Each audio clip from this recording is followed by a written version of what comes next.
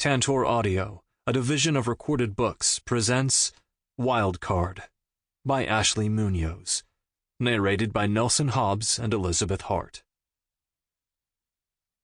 Prologue. 1 year earlier. Decker.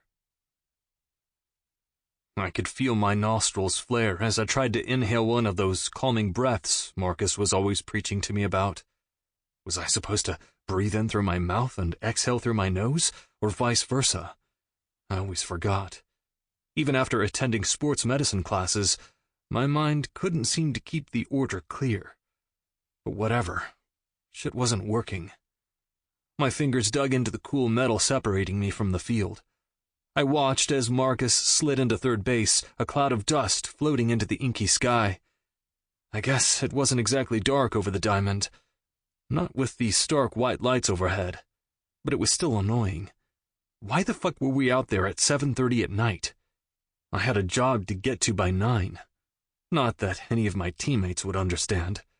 It was technically against the team's rules to have a job while you played.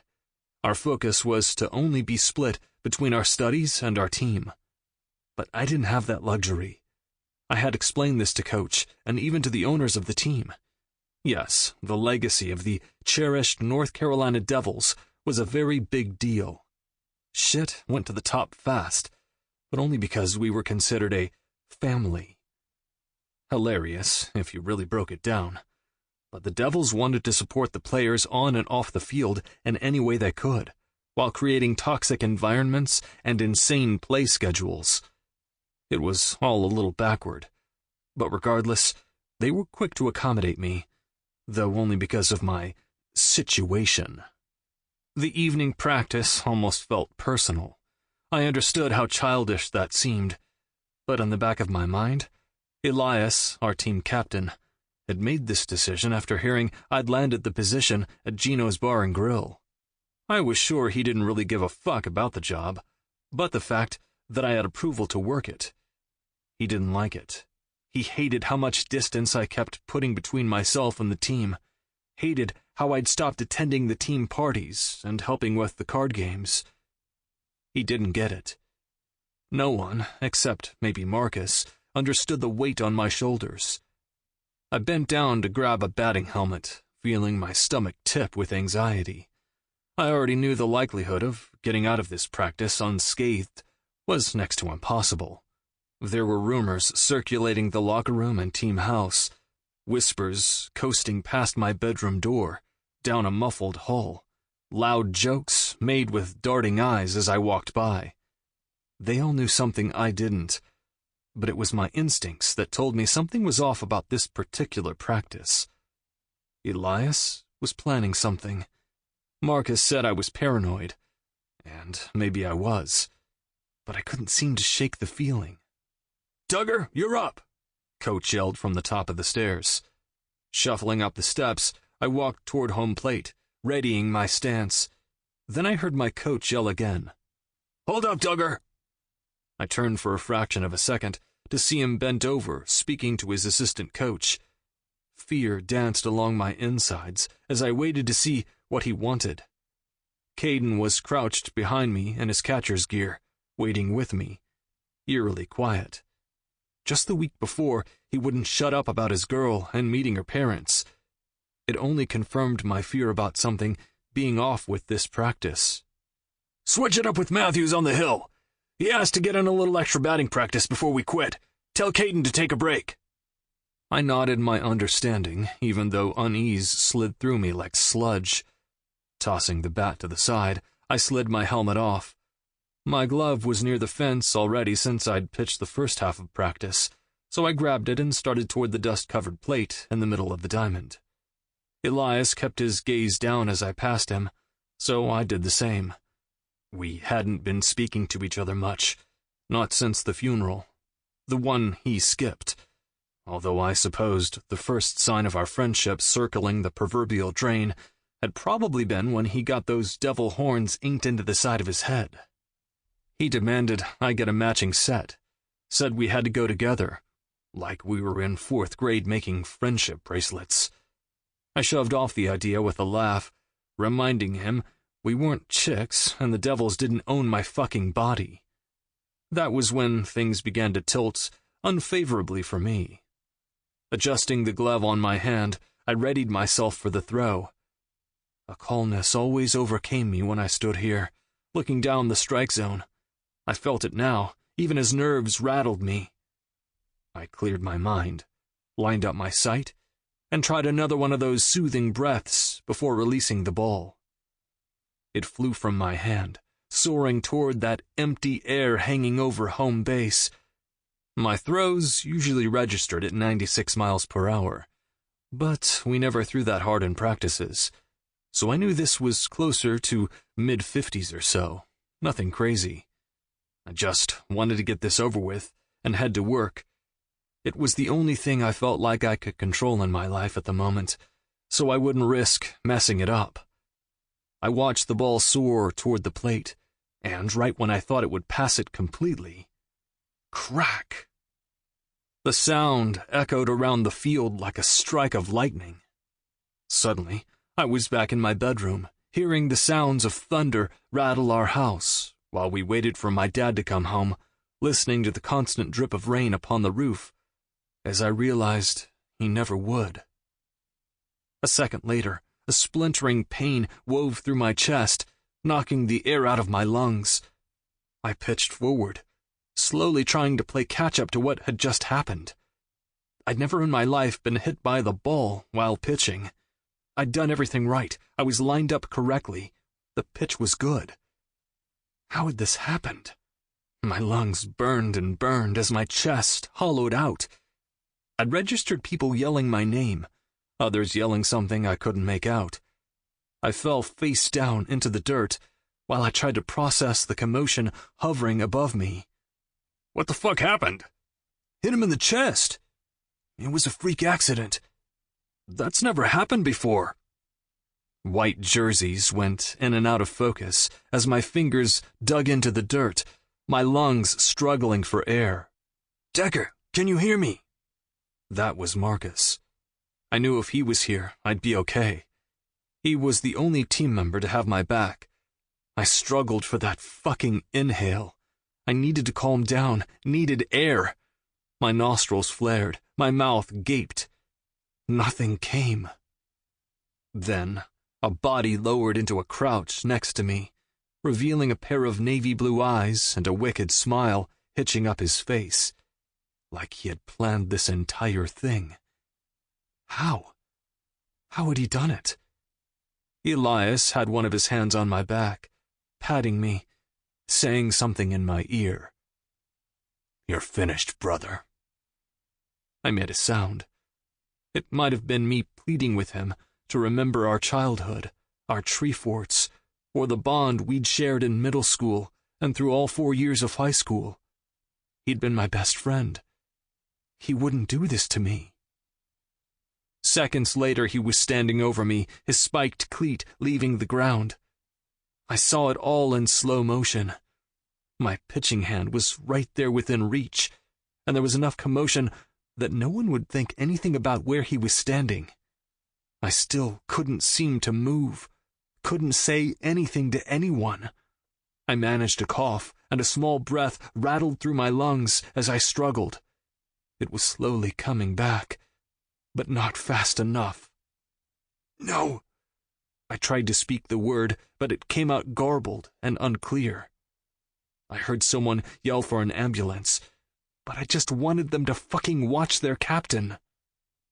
They didn't. I saw it in his eyes before he did it. A demon through and through. His foot came down hard with a thrust. Everything went dark. 1. Mallory. Happiness is free vodka served in a pretty glass. Ask anyone. I tipped my head back, my eyes catching on the soft glow above our table from the twinkle lights. A little jolt of excitement flickered inside my chest like a rogue flame while I ran my finger around the rim of my free drink. I was finally finished. Done. I'd written my final article of the year, and it was going to be featured in the showcase for the coveted Klein Global internship. Girl, you have worked so hard for this spot. I am so excited to see the look on Trevor's face when he reads your story. Jules, one of the copy editors in the class, sipped a pomegranate martini. Her silky black hair was tied up into a twist on her head, making her look so much more grown up than me. Even her drink made her look more mature. Don't forget about us when you get hired on for a paid position at Klein. Lydia smiled over her glass and grabbed for the small basket of fries we'd ordered. My friend, who wore her hair shaved on one side and the rest flipped over in a stylish way, made me feel a little more relaxed. She had demanded we order something greasy, combating Jules' request for Brussels sprouts. Not possible. I laughed into my glass. I could feel my face burn at the mere idea of being hired on at Klein Global. It wasn't even that I might get the internship. Hell, anyone at that table could get it. It was just that I had been working on this one story for the last 6 months. I'd skipped out on other massive story leads, foregoing parties and big senior events, all for this article. I had literally put all my eggs in one basket. I had to get a spot. Only 5 articles were chosen from the class, and from those 5, only one person would be given the internship. I just wanted the opportunity to be selected. They stopped taking submissions in March, but I didn't have to worry about that. My article was sitting in my editor's inbox, ready for the showcase. The waiter who delivered my free drink passed by again, giving me a flirty wink. He was handsome in that boy-next-door kind of way. He had been making eyes at me all night, which was the most action I'd gotten in months, so I welcomed his advances. Why not? I was riding on a high from finishing my article and could have done with a date or 2. I watched as he checked on 2 more tables, then made his way closer to the rear of the restaurant. Following him with my eyes, I observed him slide the door open to one of the private rooms in the back.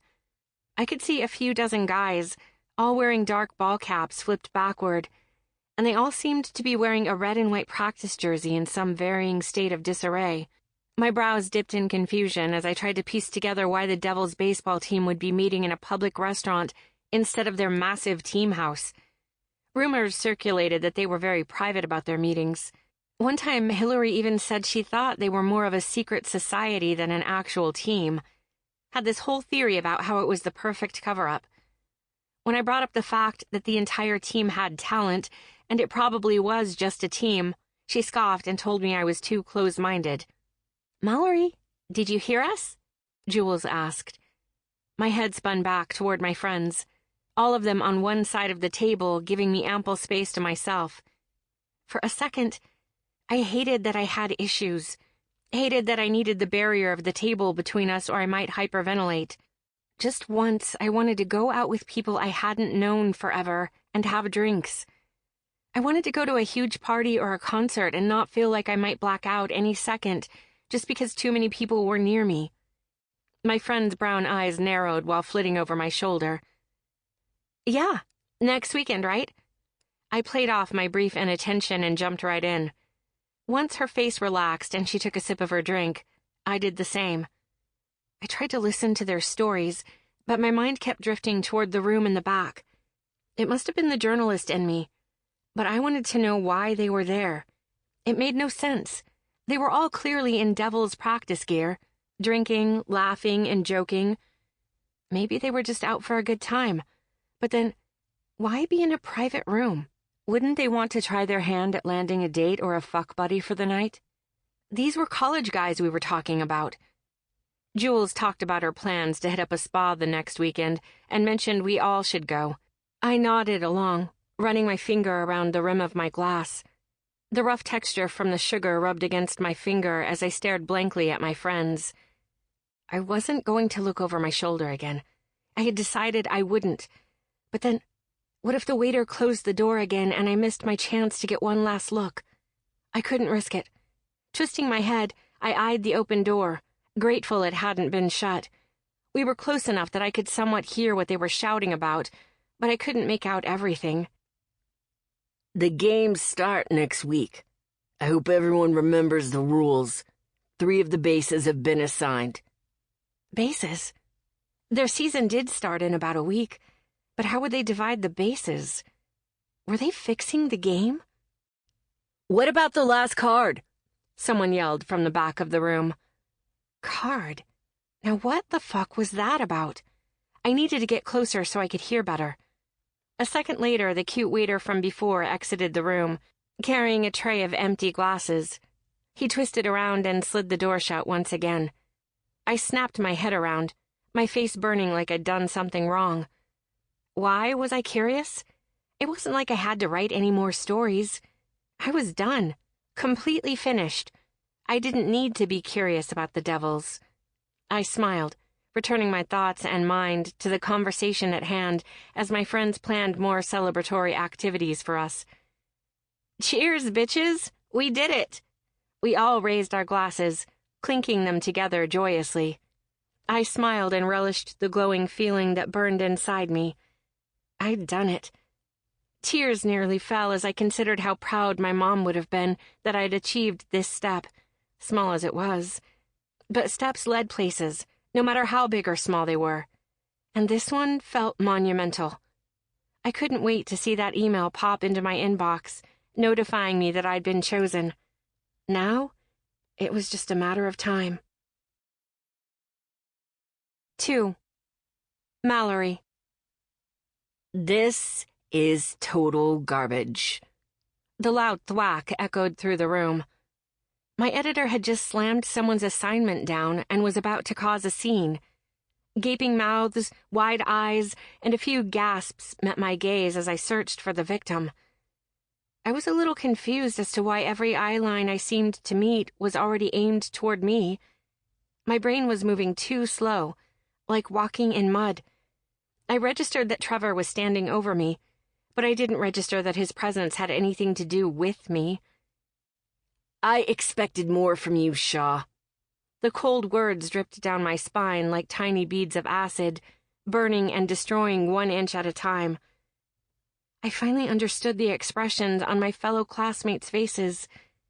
Trevor was talking to me. Oh my God. What? I blinked. Garbage. Complete bullshit. Trevor snapped, adding in a little more flavor for everyone in the room. I winced and felt my throat close.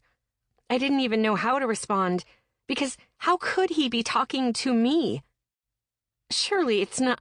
Trevor interrupted me with a heavy exhale. When I say something is garbage, I'm not trying to spare your feelings. Trust me. I watched with wide eyes as he pushed his blue light glasses up with his pointer finger. I was dreaming. I had to be dreaming.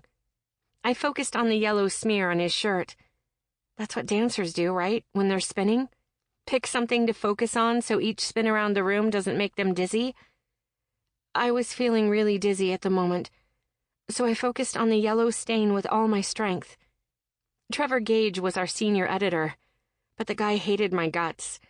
I didn't really know why, but he'd made all 4 years in this class completely miserable for me. I pushed and pushed and pushed through it, but now that we were so close to graduation, I was losing my patience. I don't understand. I slowly stood, wiping my hands on my distressed jeans. There was a worn hole near my inner thigh where my legs rubbed together. I liked to pretend it didn't exist, because I considered them my lucky pair. Suddenly I was feeling a little betrayed. I tugged my lucky red hoodie around my body, hoping this wasn't what it sounded like. Maybe he was confused and had mixed up my article with someone else's. The man who was breathing fire down my neck narrowed his watery brown eyes and scoffed. This? He swung a stapled stack of pages around, presumably my article. Is total garbage. He slowed his words, getting closer to my personal bubble.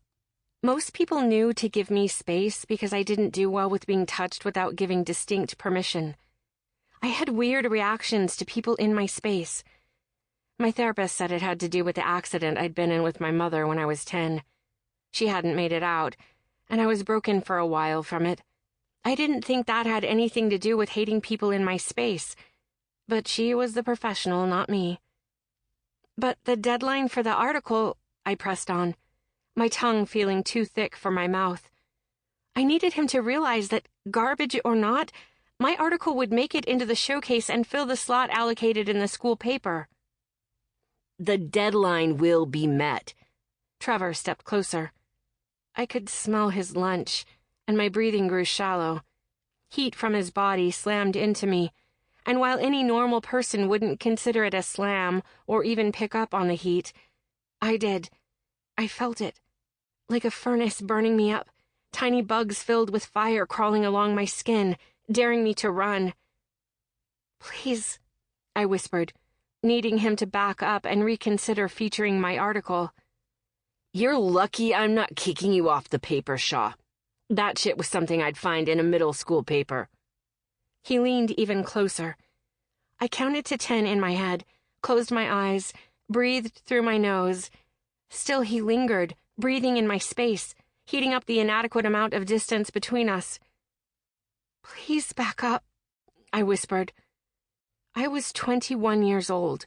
I had dealt with this little space issue for most of my life, but for whatever reason it still flared to life with big fat colors and warning signs for everyone to see.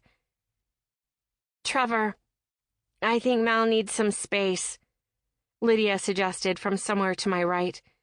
I kept my eyes closed, waiting for this prick to take a step back. The seconds stretched, feeling like hours. "Of course," he scoffed. "Her little issue. What a fucking nutcase." My eyes watered as his words hit. He always said something like that when I mentioned my need for space. There were 4 zones of varying distances for personal space when being social. Right then, he should have been at least 4 feet away from me. He was stepping over that into the intimate zone, and I was deeply bothered by it. "Sorry, I'll step back." He raised his hands, then let out another laugh. I lowered my eyes to the floor even as a rush of air filled my lungs from the relief of him moving. I grabbed the file he'd slammed on my desk and slowly followed him to his office. I would sit in front of his desk, providing plenty of space between us while he explained what I'd done wrong. My heart sank as I walked past my classmates. I looked around and found Lydia, Jules, and Rhonda all staring at me with grief-laden features. Lydia's eyes even watered. That hurt. A shard of pain sliced my chest as I realized how stupid we'd been to celebrate the night before. Bad luck. Trevor grabbed for a paper covered in bland yellow sticky notes. I quickly noted that if I were editor, I would use a color-coordinated sticky note system, and not a single time would any of them be bland yellow. "What about the deadline? You said we were short-staffed. You even had Jamie write for sports this week, even though she doesn't usually cover it." I tentatively sat, hoping I could talk my way out of being blacklisted. I really needed to be in this week's paper. I had to. I had worked half the year for that article, and if I didn't get into this week's spot, I wouldn't even have enough time to come up with another story. "I had a feeling you'd let me down, so I had something ready to go," the asshole muttered, not even meeting my eyeline. Motherfucking asshole. I clenched my fists at my sides, repeating the same mantra in my head that Dad always told me to say when I wanted to hit someone. Not worth the jail time. Picture a beach, maybe a whale birth, or some other magical shit to get your mind off it. If my article doesn't make it into this edition, there's a chance it won't be seen in time for the showcase. I hated that I even said it. I didn't want to show any weakness, but I was desperate. "Not my problem, Shaw. Find me something that is worthy of true journalism.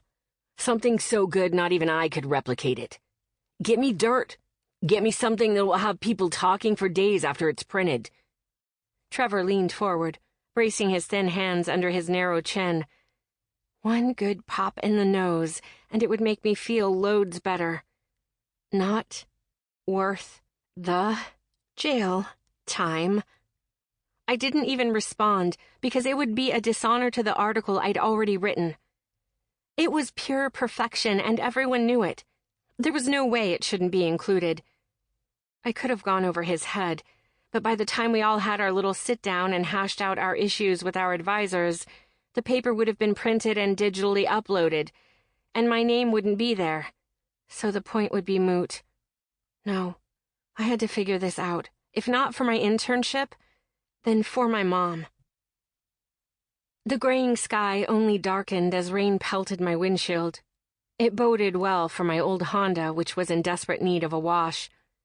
I looked longingly at the white Beamer sitting in the driveway and clenched my back molars together. Taylor was home, which meant she'd probably be entertaining someone. Likely some jock who liked eating all my lime-flavored chips and drinking all my flavored water. I wasn't in the mood for someone to be in my space tonight, so hopefully Taylor would be in a good mood and understand my need for privacy. Fumbling with my car door, I was careful pulling out my laptop bag, since the shoulder strap was barely hanging on with just 3 safety pins. The rain intensified as I made my way toward the door, where I promptly pulled out my keys and made a great show of trying to unlock it. I always tried to make as much noise as I could, so Taylor had enough time to move any hookup activity to her bedroom, where it should always be, but sometimes I didn't get so lucky. I pushed the door open, and the soft lighting from the living room wrapped around me like a warm hug. The gas fireplace was on, licking at the glass in jumpy flames. It looked as though someone had cleaned, and I inhaled the savory scent of bread. Had someone cooked? "Tay?" I yelled, kicking off my shoes and setting my things on the little entryway bench. "Mal, you're home," my stepsister yelled from the kitchen. "Yeah, short day." I padded in my white ankle socks toward the amazing smell. "Good. I wanted to tell you something."